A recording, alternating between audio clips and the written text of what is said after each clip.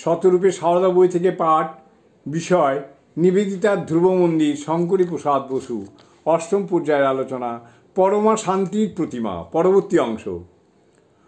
অননুকরণীয় পত্রটির উপযুক্ত অনুবাদ অসাধ্য, তবু অনেকেই সে চেষ্টা করেছেন। ঈষৎ পরিবর্তন সহ সজনীকান্ত দাসের অনুবাদটি উপস্থিত করছি। আদরিণী মাগো, আজ সকালে খুব ভোরে গির্জায় গিয়েছিলাম সারার জন্য প্রার্থনা করতে। সেখানে সবাই মেরির কথা ভাবছিল।